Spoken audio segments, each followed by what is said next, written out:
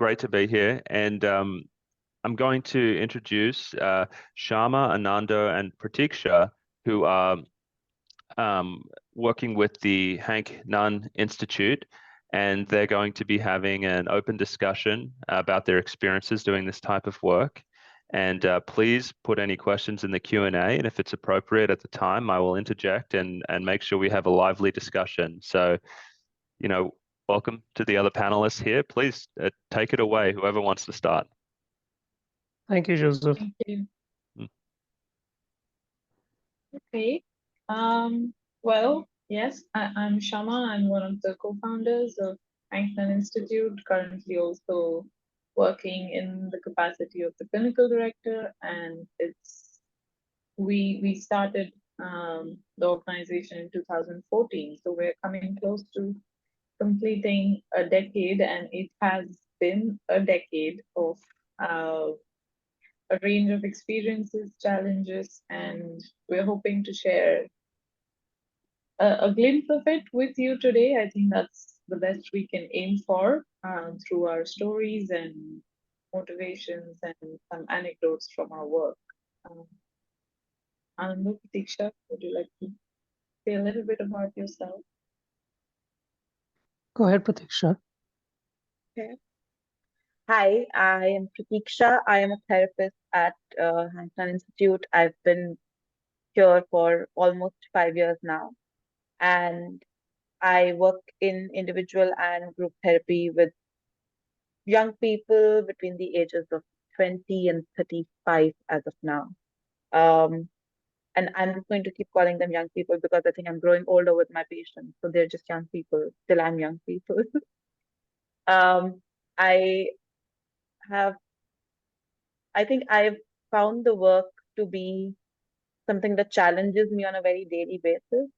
And as of now, I'm sharing those challenges also as the program coordinator for our 6-month learning program for young professionals who want to develop an alternative perspective to mental health. So we run a program called Unread, and I'm also the program coordinator for that. And I'm Anando. I work with Shama and Pratiksha. I've been around from the beginning of this organization. And I think for me, it's always been about thinking about what our systems are doing and have been doing for the last, say, 50 years or so, and what's the resistance for change. And this has been a live question from the moment we started Hank Nunn Institute. It continues to be a live question because there is little or almost no cross conversation between the biomedical system and other systems of care. So we work in silos, and that becomes really difficult.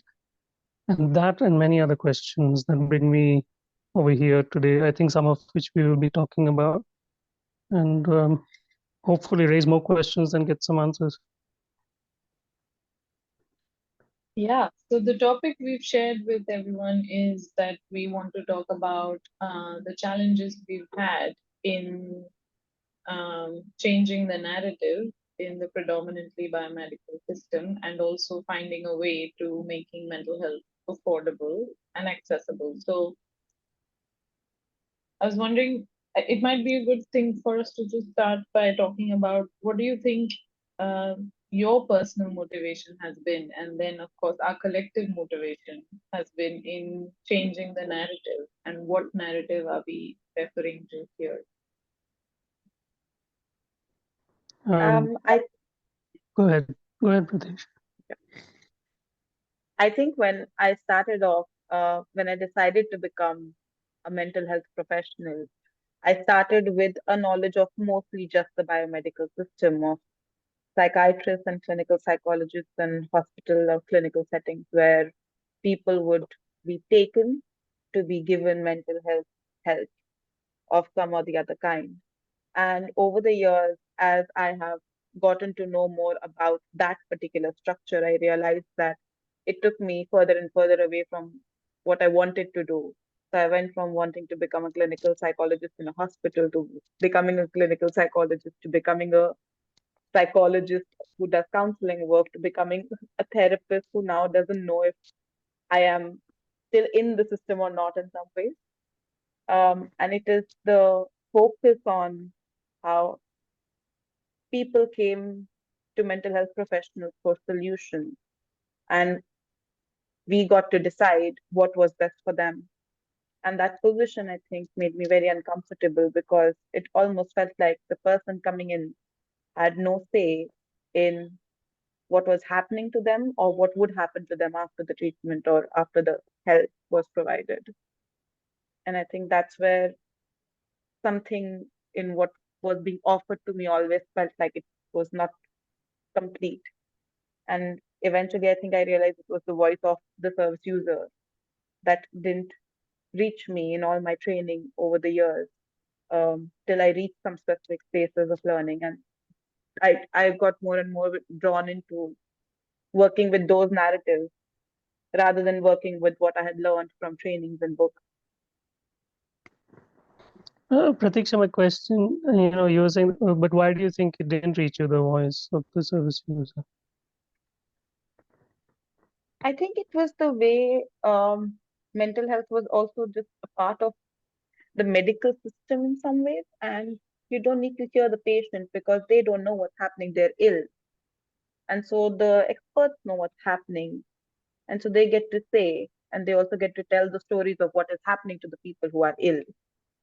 And I think we were training to be experts as well, or you're expected to train to be an expert, and then you're expected to know what to do with these people and what to do for them so that they can get better and they can be fixed. Um, and all of it puts, or in my experience, it put the person who was seeking therapy quite in the back of the list of people who had a say in what happened. So you have the expert, and you have the people caring for the person, and then you have people who might have a say in how the person is accessing help. So people who are paying for their therapy or for their treatment at a hospital. And that decides what happens to this person. So their turn to speak comes quite at the end. Hmm. There's another social phenomena that I am aware of, which is the medical system puts the doctor as a god in some way. Yeah. And so the the whole system is designed in such a way that if you are ill in courts, then obviously you have to seek the path of recovery from somebody who's a doctor. And so the medical field, or the Western medical field, replaced a whole range of um, traditional healing practices that existed for thousands and thousands of years, because they redefined uh, the experiences people had into labels and diagnoses and how Western science structured mental health or psychiatry or psychology. I mean, that's just another shift in the urban education system coming into power. Uh, I was just thinking of the context in which we set up. Yeah, I was just remembering how when you were talking about the training, how my training almost took me to a point where I was willing to consider a change of careers after my master's, because it just felt like if at all one has to work in this field, it has to be from a position of being this all-powerful expert who is interacting with people just as a bag of symptoms. And I think I became quite aware of the process of dehumanization is how I would call it today, that was involved in really engaging and working with people seeking psychiatric care or mental health care of any kind. And so the introduction to a new possibility in the form of therapeutic community principles really gave me some hope at that stage that no, there's a way to work with people as people full of experiences and stories, and just being open to being curious about where each one comes from, rather than looking at some symptoms and then defining someone's future. And I remember the more and more we started creating our work and becoming available in college spaces or university spaces, the people who started coming to us or feeling attracted to this kind of space that we were creating were people traditionally would be defined as personality disorders or complex needs, and how the only thing that seemed to make a difference was the relationships that we were building, not so much the treatment plan, not so much the ability to diagnose, and especially people who were told that this is your destiny, this is who you are going to be. If you're someone with a personality disorder, there's no other life. And I think being able to challenge that and being able to really work with the dehumanization and listen to stories and interact with real people, that's been a very important change for me through this decade.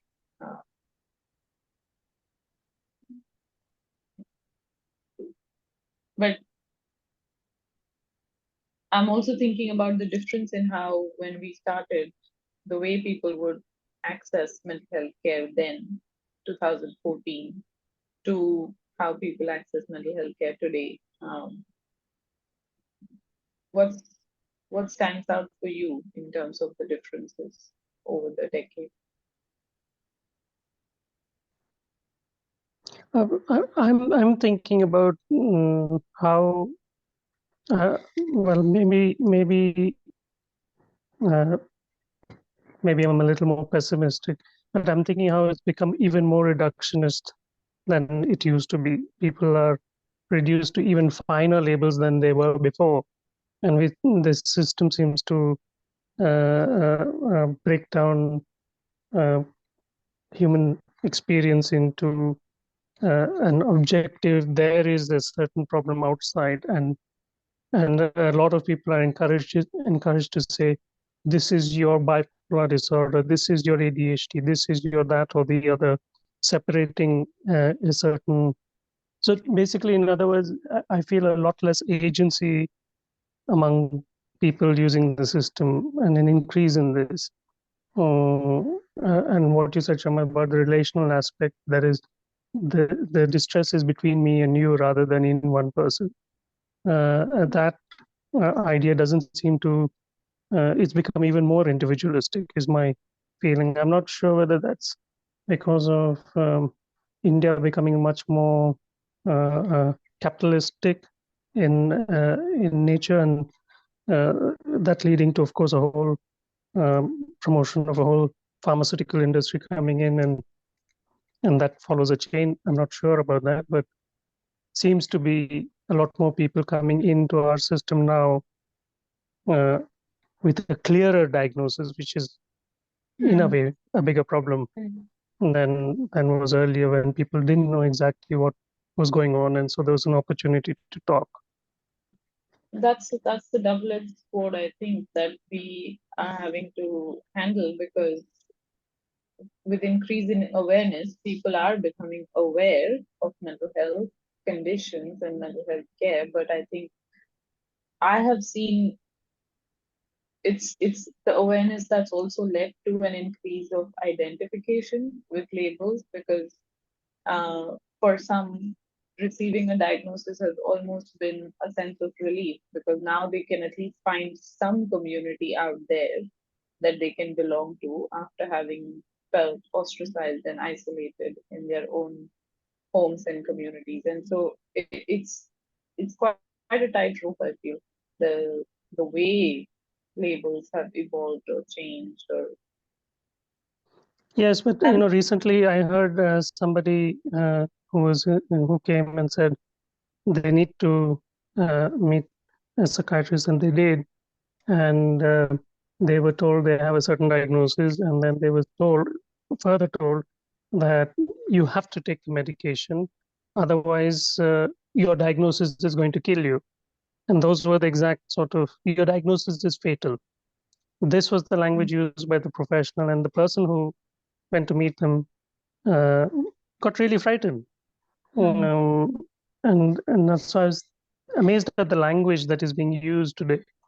And so, of course, the person began taking medications. Now, the thing is that the doctor didn't talk about what the medication is for, or what the side effects may be, or when can they come off, or how do they come off, or what is in the interim, what apart from the medication, what is the person supposed to do? Things like this. It it sent a person who was in distress into fear, into panic.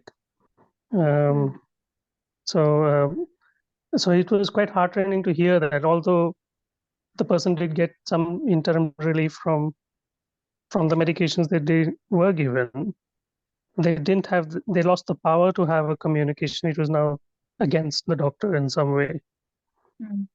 it's Just also something that I think a lot of my understanding about access to psychiatric treatments and what they look like comes more from conversations with the people I work in therapy, because I realize that I don't speak to enough psychiatrists outside of maybe the one or two people who work with my patients. And with this information coming in, there is also a resistance if the patient has too much information. So if I have read up too much, and if I am able to go online and read a lot about my symptoms and go into a clinic and say, I've read all of this and I think I have this. There is something about how my patients often feel like they are not allowed to know more about their medication because they are showing an inclination to question it, or they want to know too much about what are the side effects, how does the quality of my life change. And it's almost like the expectation in, I won't say everywhere, but in a lot of settings is that if you're coming to me and if I'm giving you something, you must take it as it is. There should be no questions about it. There should be no negotiation about it, or there should be no um, messing it up. So you can't be somebody who's irregular. You can't be someone who struggles to keep up with the medication compliance. Otherwise, psychiatrists will not offer you follow-up appointments as regularly because you're being irregular. And I'm thinking of how 10 years ago, this would have been very different, because if people didn't have access to that much knowledge, they would just go in somewhere, say, I'm not doing well, this is what is happening to me, and just have to accept what they're being told. But now I hear a lot of my patients coming back and going into a clinic saying, I think I have this. And they already are putting more words to their distress. And often those words are coming also from the labels. So it almost feels like they've decided, this is my diagnosis. I'm just coming to you for a confirmation. And then if they challenge the profession in front of them, that often leaves them in this very awkward space where they don't know how to have a conversation either way. So it's like a standstill on both ends, where the professional feels like, if you've already made up your mind, what are you here for? And the individual feels like, I have figured out something about myself. Why is it so hard to believe it? I'm thinking of the cultural aspect of don't question your elders, do as you're told, and how much that has a role to play. Because I've started to see, working relationally, there is a lot more space, and so many people in therapy have been able to uh, challenge me, question me, engage with the kind of process that we're involved in. But the same people, when they do meet a psychiatrist, are interacting with the psychiatrist in such a, for the lack of a better word, submissive way, that the thought of, oh, if I'm ingesting a certain medication, I need to be more aware of what it's going to do to me, is completely absent. And it comes from a place of such trust that when I question, it's almost thought of as, oh, are you feeling insecure that I'm trusting the psychiatrist so much and engaging with you in a different way? And I found those kind of interactions quite challenging, but sometimes heartbreaking, because people are struggling with the side effects as much as sometimes people are being helped as well, but there's no knowledge or information on the side effects in advance, or how to work with them, how to manage them. And so it gets located in this power dynamic again between the professionals within the system. And it's still, how do we care for the people who are being affected by moving away from this dynamic, really? So yeah. Shama, I don't know if you remember, there was a time where, Pratiksha, you were also there in that discussion, where there was this argument I ended up with, where it was about what is our job? And it was in the context of somebody who had attempted to end their lives, and they were still in the group, and there was this huge crisis meeting of sorts, where I was being told I must refer the person to the psychiatrist, while the person themselves didn't want to. They didn't want to, and I was sort of held at a place where the question was, am I ethical if I'm not reporting this as a professional? And this discussion went on in HNI.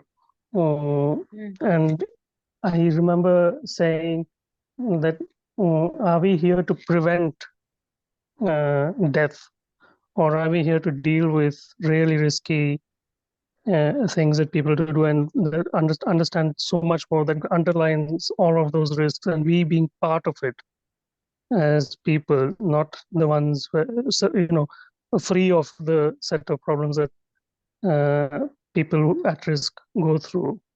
And I remember the argument ended with, no, we are here to prevent. We must prevent. And I found that's a very difficult conversation to have, because it then takes away the agency of the person involved.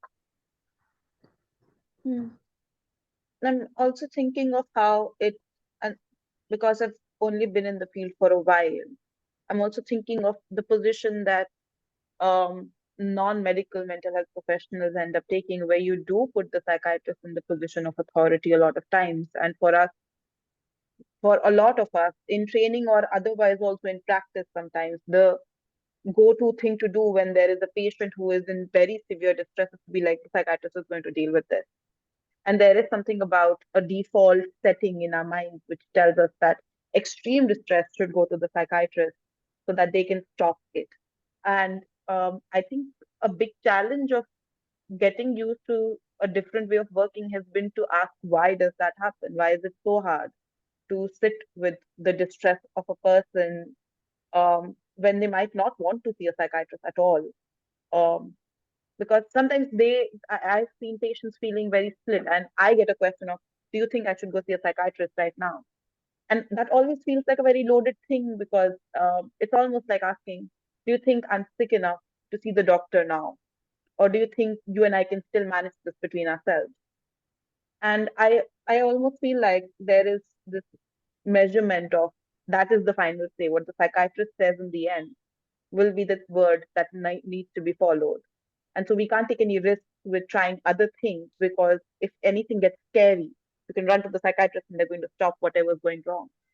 And that doesn't always translate the same way, because it also stops a lot of conversation. It also stops a lot of space for figuring out other support systems, other ways of understanding somebody's distress, like quickly turning the gas off before anything simmers into anything different.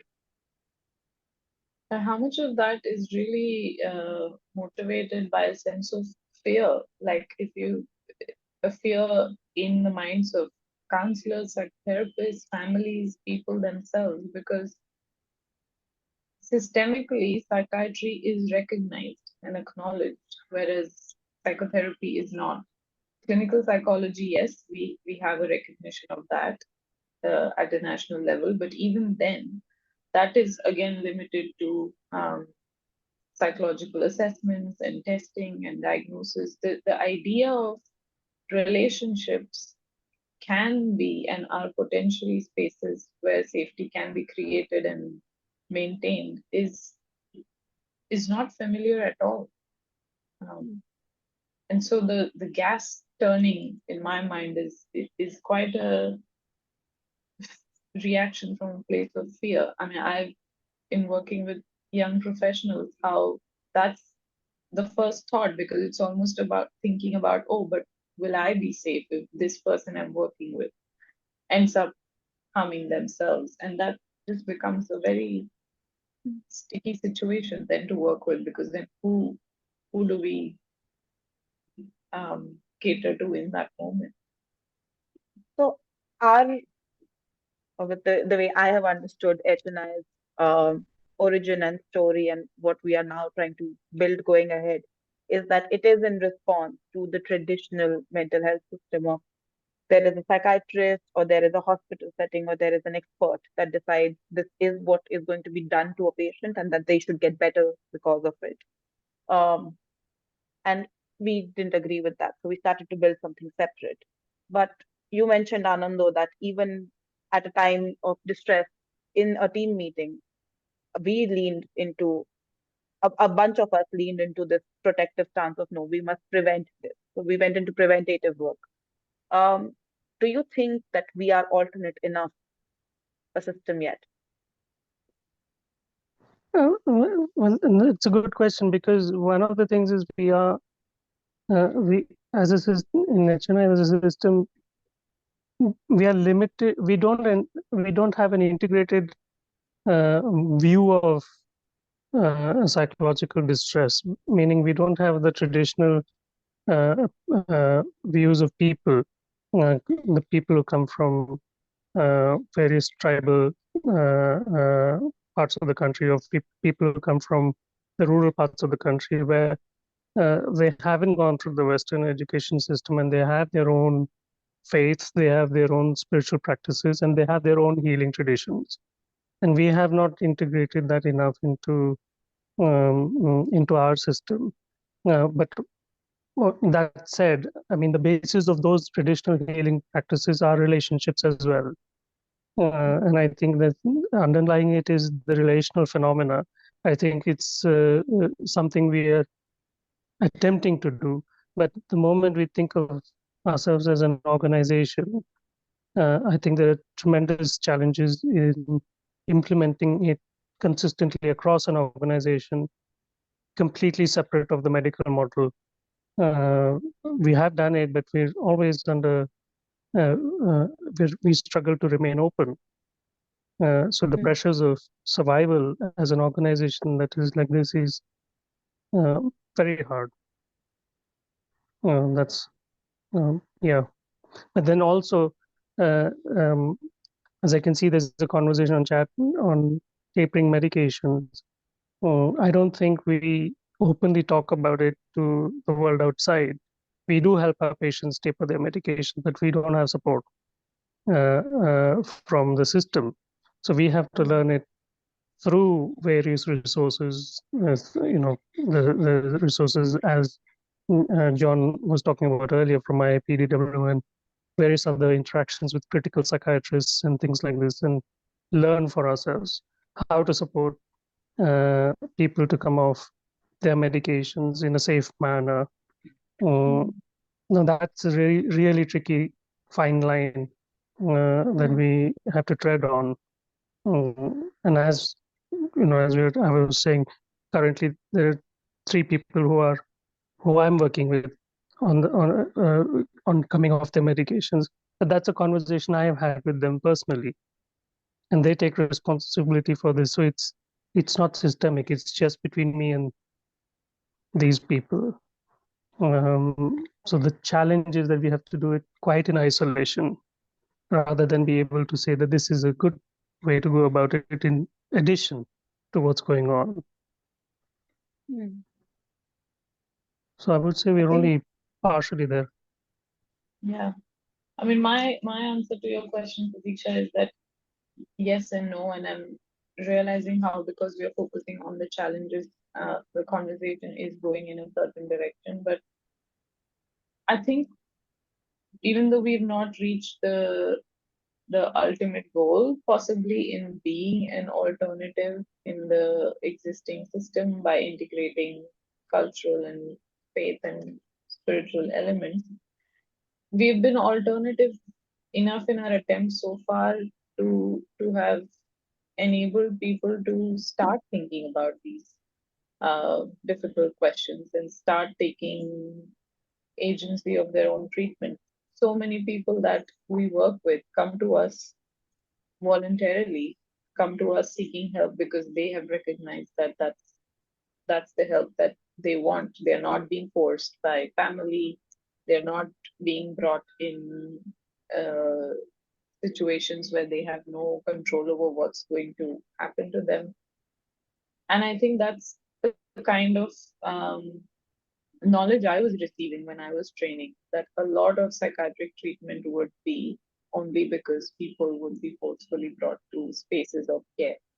So, in that sense, I think we have managed to take some steps towards creating an alternative space where people can feel safe enough to choose to engage with a service.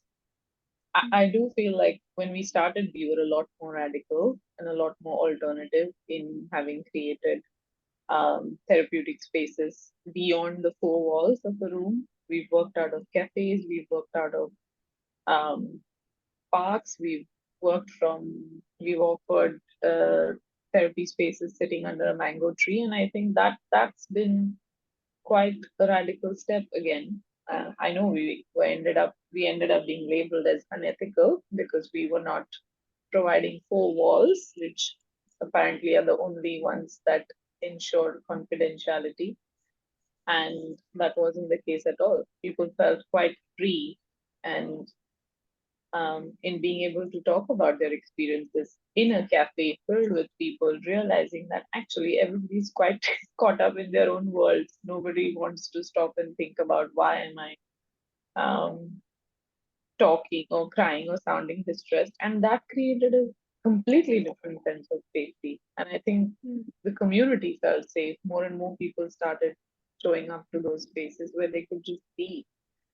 So I think that's the yes part of my answer, that we have been alternative enough, but unfortunately, over the years as we've grown, I have felt like a lot of my energy has been invested in resisting the push to go back into the box, to have conventional therapy spaces. So I do miss uh, working out of cafes quite a bit. And I think it's happened especially since the pandemic, um, that we've been pushed to sort of go back into more boxes, as I would call them. I do agree that I feel like I don't realize that this is, sometimes I forget that this is an alternate system until a patient comes in and says, this is different for me because other spaces are like that. Or another professional tells me that you guys are doing something very different. And sometimes it's not said in a nice way. It's not an appreciation. It's just that, why are you creating such unsafe ways of working? But I'm also thinking of just the fact that we think about it, or the fact that sometimes I sit back and question that what does it mean for me to be a therapist who works with urban youth, um, sitting in front of a laptop with certain accesses, with certain privileges of space, money, not money always, but at least space and an internet connection and technology. And what would it mean to, like, is it alternative only if you, they are sitting in a rural community somewhere, learning what mental health means to them, and then working with it? And I feel like that's where I want to reach at some point of time, where there is a bridge between what I do on a screen with somebody sitting in Delhi and what I'm doing with them being informed by, say, something that is happening um, as a community practice somewhere in the hills of Uttarakhand, where my community is from originally, but I've never gone back in like the last 10 or 11 years.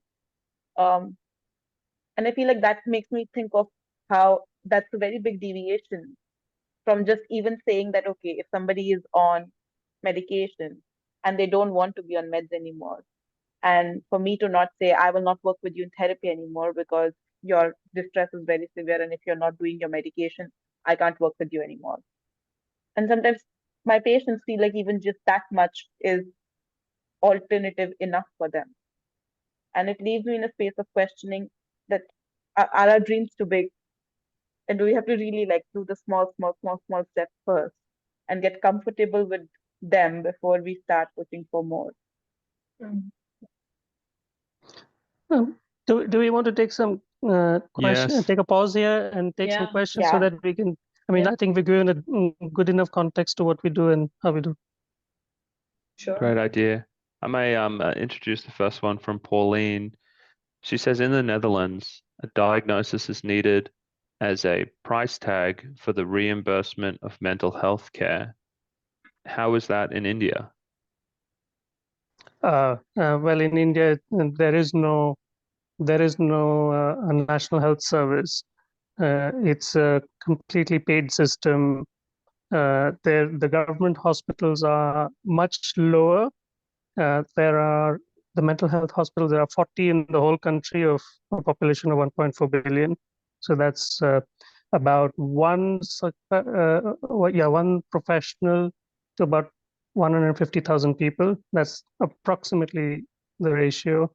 And people do have to travel long distances to reach those hospitals of low cost because they're all in cities. They're all so you would find people traveling from, say, Bangladesh area, which is the northeast of India, all the way down to Bangalore, where we are 3,000 kilometers away, taking a train for 40 hours to reach, spending nearly 2 or 3 months of their salary for a 15-day observation treatment kind of thing. Otherwise, it's all private practice. We do have I don't know. one insurance company that has come up with a mental health insurance plan, I think last year, but even that is Yeah, quite limited. I don't think very many people difficult. are aware of it. And there they do specify that they would only support OPD treatment, outpatient treatment, where a diagnosis would be essential. But yeah, I think we don't have any other insurance policies, and sometimes I do feel whether we really financially, but they would start creating such bottlenecks in the kind of care that people are able to access now. Um, so I'm still unsure of whether that's going to help or not. The next question we had was about whether you ever, do you link or do you recommend people go to an ashram? That's an interesting question, interesting thought. I think there is a part of me gets a little bit, is there an exotic idea of treatment in India, which people from the West look for, and they actually travel west to east, yoga and other things like that. But the second part of my thought is, I don't know how you think, Shama. I remember us being asked the same thing. Why don't we start an ashram? I think so. Do we recommend people to go to ashrams? Not necessarily, because we have a million of them in the country, and we will not be able to know which one works in which way. And but are there healing places that are becoming more known? Yes, they are. But also other healing traditions which for us are to say that it's not my recommendation, but if people are motivated, like the Dargah Shama and the temple, which looked at traditional practices. Mm. But I think we give people options. What I do know is that we don't tell people not to do something. Yeah. That's absolutely the way. If somebody has a certain way of, if somebody says, "Can I go to an ashram?" we would not counter that at all. Instead, we would say that yes, go there and come back and tell us what the experience was. Um, so I remember my patient last year going for Vipassana, coming back and making a recommendation that I should go. So they were just like, "Teacher, you really should try this. It was very, very interesting for me." And I feel like that was crucial because it allowed for a lot of conversation about, okay, you went and you did this. What was it like? And they were quite smitten with it. But I do agree, Anando, that I would feel very uncomfortable telling a patient to go somewhere. Mhm. Even if I had been there and even if I knew it worked for me, I'd be very reluctant to do that. I suppose it would depend also on where people are coming from, what community, what culture. Like, I would be curious to know the origins of people who are working with you, Clive. You posed the question because unfortunately, in our growth, what has also ended up happening is that we have ended up becoming accessible to a lot of urban people. And so, in urban cities and the kind of groups that we work with, there is currently, at least from how much I know, a whole exploration going on in people's sense of spiritual and religious identities because people are trying to find their own sense of what it feels like and not just follow what they've grown up with or what families have taught them. So I feel like for many youth, at least between 20 and 40, it's a turbulent space, at least the youth that I'm working with. So, yeah. Mhm. Got another question which I'd like to bring up. This was about integrating. Well, the question is, are you under political pressure to only support the conventional worldwide Western view of psychiatry, I guess, as opposed to, I guess, more traditional ways of dealing with mental health? well, the Mental Health Act is uh, not it was it's just been revised in India about 5 years ago. Before that, it was very rigid and there was a lot of pressure. Um, so that is true. The answer is yes. Only psychiatrists and clinical psychologists were allowed to practice with people who had severe issues and difficulties. And Shama and I, when we started in 2014, a lot of people said what we were doing was illegal. Um, and up to recently, few years ago, if you, yes, there's a very strong um, uh, pressure. Whether it's political pressure, it's political pressure within the system, within the psychiatric system, more than political pressure at the moment nationally or from the industry. So it routes it. The pressure comes through the system. Um, so yes, the answer is yes. There is a pressure to conform. There's a pressure to uh, be risk averse and always be supervised by a psychiatrist. So that is there by law.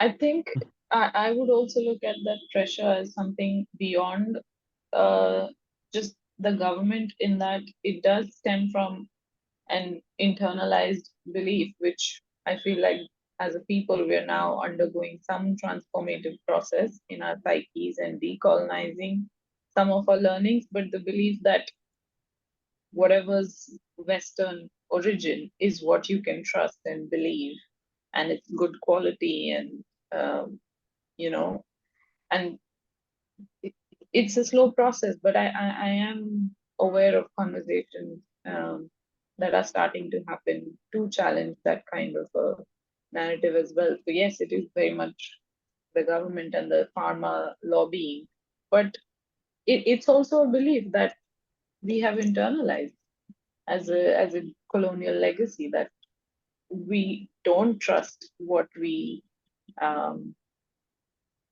have here in ourselves. The trust Mm. so much is on what can be imported, uh, and that's And changing. yeah, it is changing. But what you just said made me think of the term evidence-based practice, something we keep hearing about gold standards and evidence-based practice, and we often end up with so even though it's changing, the people who we talk to who are more open from the traditional system, medical system, uh, the first thing they ask is, yes, but what's the evidence? And it's never enough when we say, ask the person. Then their experience is the evidence is not enough. So I think the struggle is about the constant effort from the pressure from the system saying if something works, it needs to be proved numerically across the board, and I think that's a lot of pressure. I'm also thinking of the difference between what happens for the medical system otherwise and what happens for psychiatry.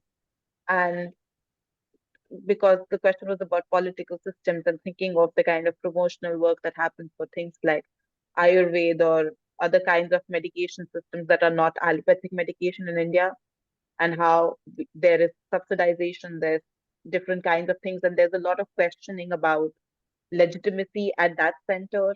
But the minute it comes to what you can do with traditional systems in the mental health system, it almost feels like that network of healthcare just separates itself from everything else to say no, but we have our psychiatric systems and they work better.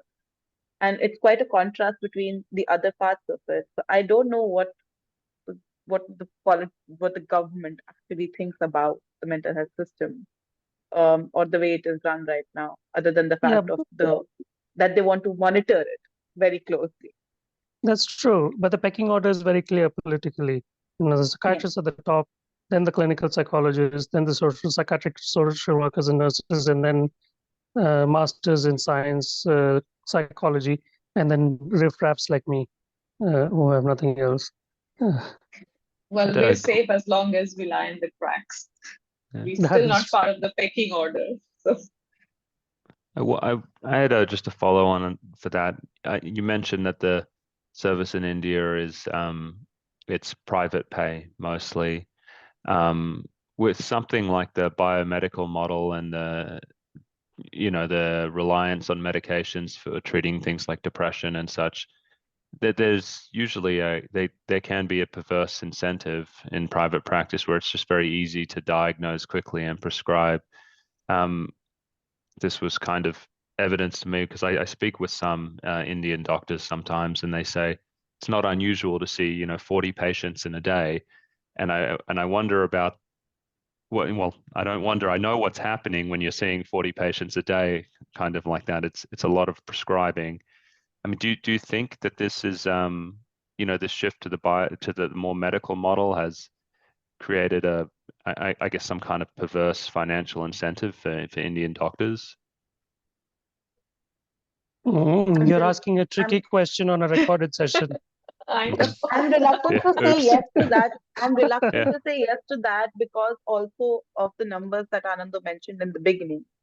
And sometimes seeing 40 patients in a day is not just about how quickly you can get rid of patients. It's also that when I was interning at a mental health hospital in Mumbai, the number of people that would show up to just be seen at the OPD would be that high because it would be like one hospital for the whole state that's seeing patients almost for free if it's a government hospital and if they are a part of certain systems, or like for a very nominal fee, right? And at that time, if you need to see some patients also, because of whatever exposure they have, they want to be seen, they want to be heard quickly, and they want to quickly be told what medication they can take.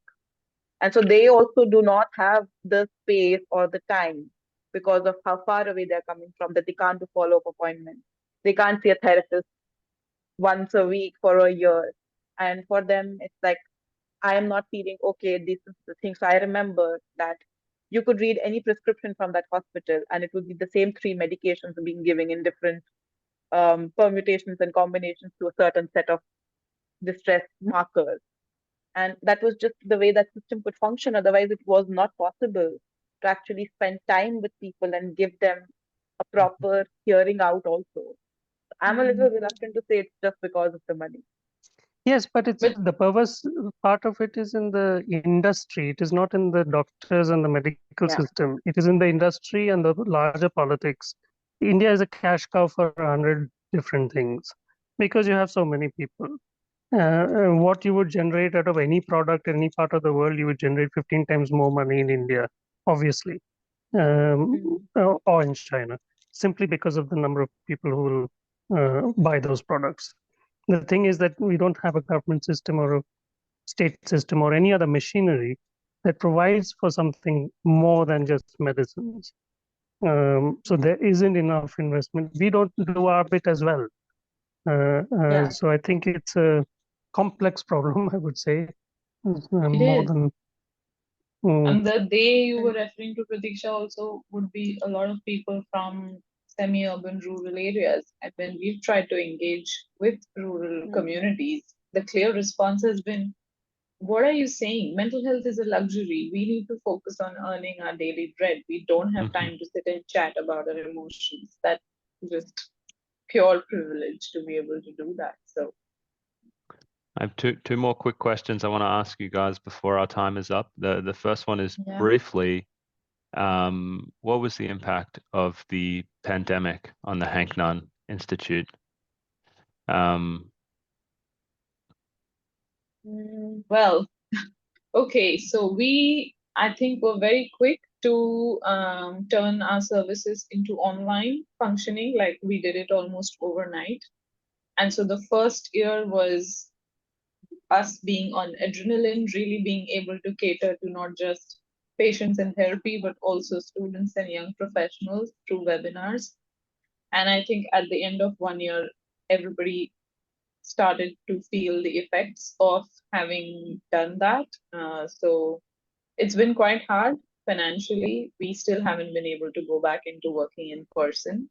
We're still online, although we did have 2 physical spaces to work out of in the country before the pandemic. So that is still very much a difficult place that we are in to continue functioning online because of lack of resource and funding. And the way we've grown, we need at least 3 or 4 spaces across the country to be able to go back and resume what we were doing in person. So yeah. The loss was of the possibility of developing our spaces into community spaces in the way that we imagined them. We were still establishing and building those spaces. So we lost our community space in the way that we don't see each other as often.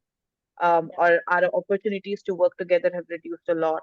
So we lost our community space if you look at the staff team, but it was also that our patients didn't have any common spaces to meet us at.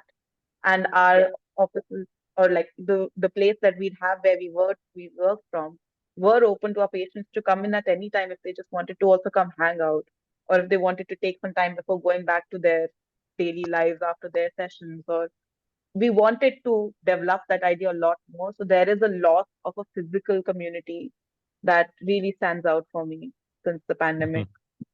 For me, it's I look at it as threat to survival has doubled, but our access and reach to people has increased fivefold. Wow. So it's a really, really interesting situation. Okay. Well, that's about all the time that we have. So thank you so much for the very engaging and interesting discussion. Thank you. Oh, thank you very much. It was good to be here. Yes. And thank you all so much for the chat and the questions. For yes, all the all the hearts questions and the thumbs up. Thank you.